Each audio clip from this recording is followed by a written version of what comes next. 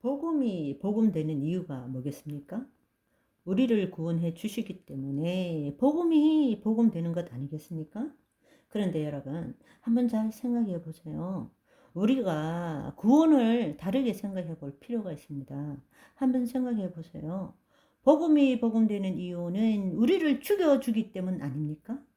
우리는 지금까지 구원 이러면 우리는 살려주는 거라고 생각하지만 복음이 진짜 복음되는 이유는 우리를 죽여주기 때문에 복음이 복음인 것입니다. 선악과를 따먹고 눈이 밝아져 보이는 세상이 다인 줄 알고 저거는 선이다, 저거는 악이다, 지절거리는 내 안에 있는 거짓자와 마귀의 속살거림을 날마다 죽여 없애야 되는 것입니다. 내 안에 견고한 진이 되어 또아리 잡고 있는 진정한 내가 아닌 거짓자를 죽음 전에 죽음을 경험하게 해 줌으로써 부활의 삶을 살게 하고 죽고 난 다음에도 심판을 받지 않고 영생을 누리게 하는 것이 복음 아니겠습니까? 그런데 우리는 구원을 어떻게 받아들이느냐? 죽음 없는 삶만을 추구하고 있다라는 것입니다. 그 말은 구원이 뭔지를 모르고 있다는 것입니다. 죽음으로부터 해방시켜 주시는 분이 예수님이십니다. 예수님이 하나님 나라 복음을 주셨어요. 우리를 살리는 것을 가르쳐 주시기 전에, 부활의 삶을 가르치시기 전에 죽음을 가르쳐 주신 분이 예수님이시고, 죽음을 통해서 새로운 탄생을 경험하게 하신 분이 예수님이시고, 그것이 복음이라는 이야기입니다. 아멘. 그런데 우리는 죽지 않고, 자기는 죽지 않고 예수님만 죽여놓고는 잘 사는 법을 배우는 것이 구원이라고 착각하고 있다는 것입니다. 그것은 아주 우리는 잘못된 복음을 알고 있는 것이죠. 우리가 구원자를 믿고 있는 것이 아니라 구원자가 우리 안에 있기 때문에 승리할 수 있는 것입니다. 왜 삶이 괴롭고 죽음이 두려울까요? 혼자이기 때문이죠. 혼자이기 때문에. 내가 거짓자, 에고인, 내가 예수를 믿고 있기 때문이죠. 그 말은 나는 여기 있고 예수님은 저 어디 하늘 어디에 계시는 분으로 믿는 거예요. 우리가 예수 그리스도를 믿었다면 그 결론이 무엇입니까? 우리 안에 계신 예수 그리스도 영광의 소망이죠. 만세로부터 내려온 그 비밀의 핵심이 무엇입니까? 우리 안에 계신 그리스도십니다. 아멘. 그렇습니다. 우리는 그리스도의 영에 속한 자예요. 우리의 자아는 그리스도 영 안에 있는 자아입니다. 참자아. 그런데 그것을 우리가 제대로 깨닫지 못하고 있는 것입니다. 그냥 예수 그리스도를 믿는 자라고 말하는 것이죠. 여러분, 그 죽음과 부활을 친히 경험하시고 오늘 또 우리 안에 계셔서 내가 지은 죄를 사해 주시는 그 예수님이 함께 하신다면 내 죽음도 혼자 죽는 것이 아니에요. 그 죽음과 부활하신 그 예수 그리스도의 영이 우리 안에 있고 그 영에 속한 것이 내 혼이라고. 할렐루야. 혼자 죽기 때문에 두려운 거예요. 거짓자인 내가 예수를 믿고 살았기 때문에 두려운 거예요. 내 안에 계신 예수님을 경험했다면 두려움이 될 수 없다라는 거예요. 이제말로 기대하고 고대하던 그 일이 일어나는 거예요. 믿음의 선한 싸움을 끝까지 싸웠기 때문에 이제는 그것으로부터 완전히 해방됨으로 인해서, 아멘, 우리의 생각과 감정과 신체로부터 자유함을 얻는 내 영혼이 아버지 집으로 가는 그 기회란 말입니다. 그렇습니다. 그런데 죽음 전에 그 죽음을 경험 못했으니까 죽음 앞에서 처음 죽음을 경험하니까 두려울 수밖에 없는 거예요.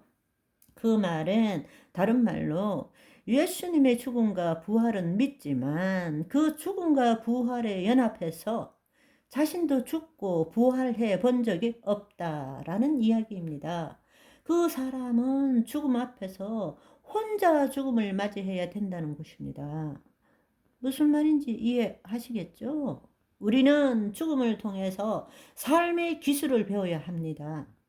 생각하면 생각할수록 이 죽음이 중요한 것 같습니다. 사도 바울도 그렇기 때문에 나는 날마다 죽노라. I die every day.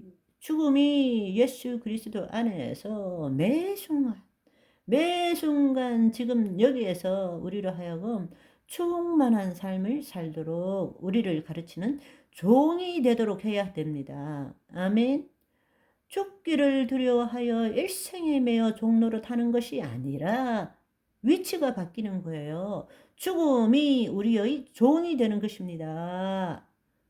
율법이 예수 그리스도가 오실 때까지 몽학 선생, 종인데 자식을 가르치는 종을 몽학 선생이라 부르죠.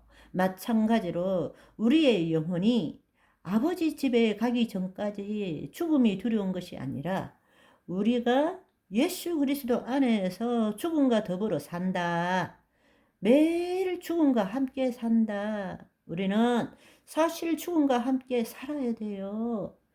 고린도후서 4장 10절 11절에 우리가 예수 그리스도의 죽음을 몸에 짊어져야 되고 살아있는 우리가 매일 죽음에 넘겨져야 하는 것은 예수의 생명이 우리 안에 나타나도록 하기 위한 거란 말씀입니다.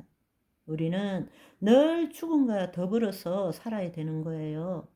언젠가 맞이하는 죽음이 아니라 매일매일 죽음 가운데서 살아가야 한다는 것입니다.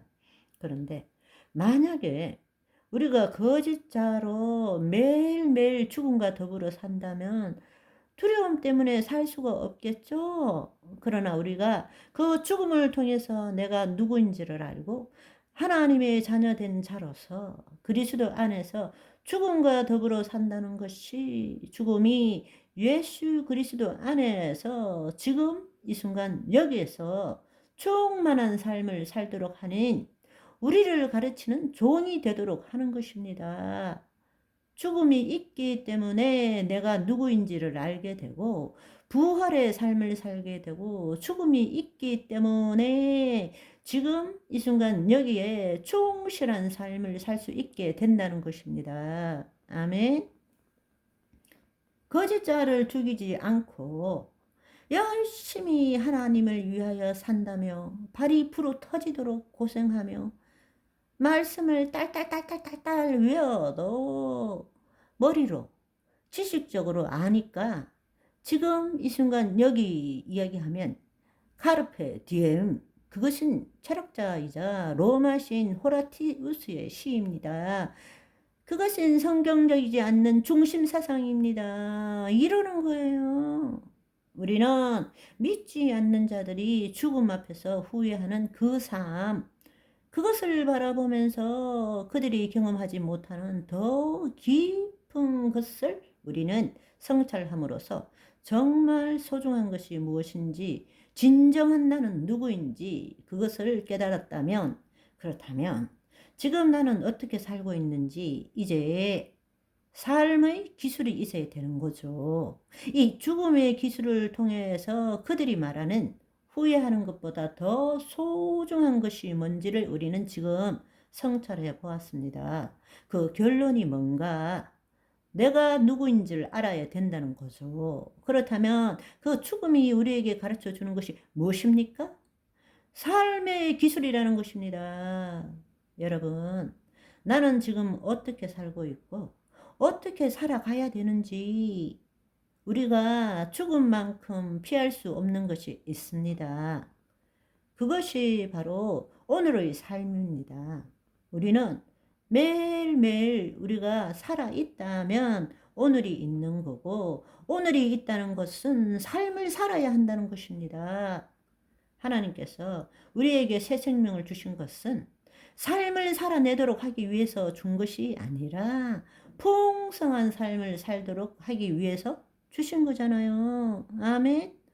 도둑이 오는 것은 도둑질하고 죽이고 멸망시키려는 것뿐이지만 예수님께서 우리에게 오신 것은 우리에게 생명을 얻게 할 뿐만 아니라 더 풍성케 하려 함이니라. 아멘. 네. 풍성한 삶을, 차고 넘치는 삶을 살도록 하기 위해서 예수님이 우리에게 오신 것입니다. 오늘도 그 예수님과 함께 나의 거짓자를 십자가에 못 박아 죽이고 예수님의 영안에 거하며 부활의 삶을 사는 저와 여러분이 되시기를 소망합니다. 바이바이.